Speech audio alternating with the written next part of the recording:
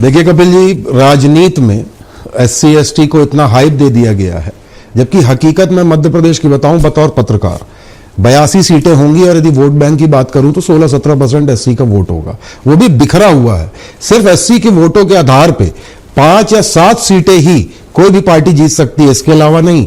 ये सिर्फ icing on the cake के बराबर है। तो सरकार का झुकाव जो है वो स्वाभाविक तौर पे दिख रहा है, पर शायद सरकार उसके बेसिक आंकड़े नहीं समझ रही और कहते हैं टेकन फॉर ग्रांटेड। वर्तमान में भाजपा सरकार, ऐसा कहा जाता है कि ब्राह्मण और बनिया की पार्टी है, उनको ये लगता है हमारी जेब में है और उनके नेताओं ने बयान दिया है कि एक जेब में ब्राह्मण है, एक में बनिया है, इसलिए उनको फर्क नहीं पड़ता। हालांकि संतोष वर्मा जी का जो बयान है वह वाकई में निंदनीय है। मैं किसी भी समाज के किसी भी नेता या पदाधिकारी या सम्मानीय व्यक्ति से उम्मीद नहीं करता कि दूसरे समाज को लेकर इस तरह की टिप्पणी करे। उसके ऊपर जो बेशर्मी दिखती है वो दिखती है कि उस पर माफी ना मांगना, बयान को वापस न लेना। अशोक जी अभी खुल के उसका समर्थन कर रहे हैं, उनको अफसोस नहीं है कि इस तरह की बात हुई है। रही बात अभी सुरेश जी ने कही, शुक्ला जी ने, कि कहीं भी आप देखेंगे जाति व्यवस्था अब ऊपर लेवल पे नहीं रह गई है। मैं हूं, मेरे घर में हर वर्ण के हर जाति के लोग आते हैं, मैं जाता हूं, मैंने कभी उनके बीच में डिस्क्रिमिनेशन नहीं देखा।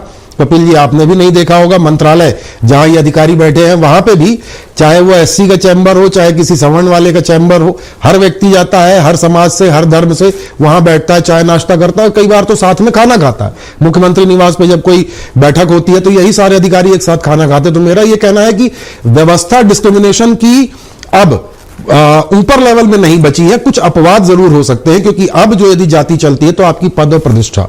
रही बात संतोष वर्मा के बयान की, तो वह असुरक्षा से ग्रसित प्रतीत होते हैं, मुझे कम से कम। पता नहीं किस बात की उनको असुरक्षा है जो इस तरह का बयान देते हैं।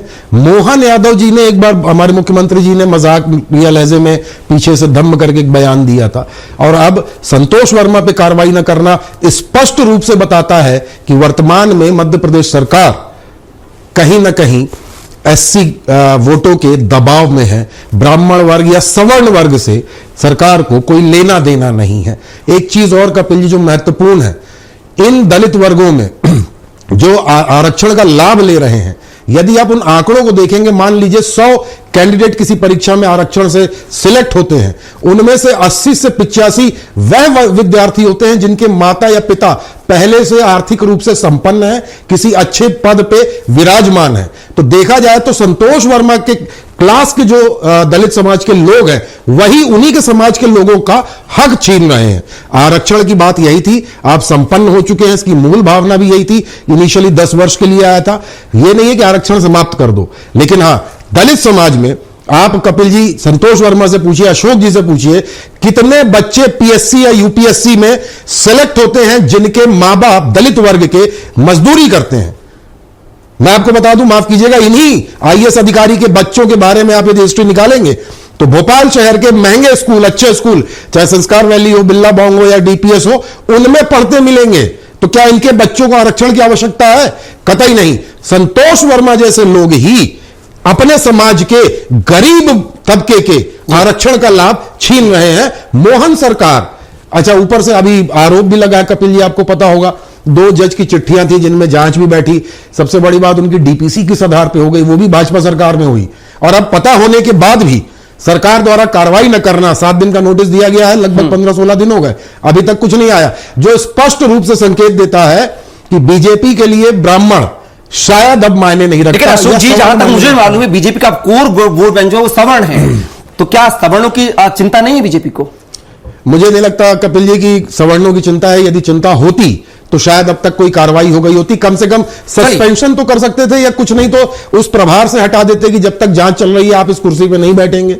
लेकिन अभी वो कहीं ग्राउंड में दिख नहीं रहा। मैं फिर कह रहा हूं कपिल जी, 2 लाइन जोड़ूंगा कि किसी भी जिम्मेदार पद पे बैठे व्यक्ति को, चाहे वो किसी भी वर्ग, किसी भी समाज या किसी भी धर्म से आता हो, उसको दूसरे समाज या धर्म के लोगों के बच्चियों के प्रति, महिलाओं के प्रति इस तरह की टिप्पणी नहीं करना चाहिए, क्योंकि हम जाति भेदभाव की व्यवस्था बहुत पीछे छोड़ आए हैं। मैं जब से होश संभाला हूं, मेरी क्लास में अलग अलग वर्ण के बच्चे थे, आज काम करता हूं कपिल जी, आज भी हैं, हमारे बीच में कभी जातीय व्यवस्था नहीं आई। संतोष वर्मा जैसे लोग पीछे की चीजों को अब आगे लाना चाहते हैं, पता नहीं क्यों।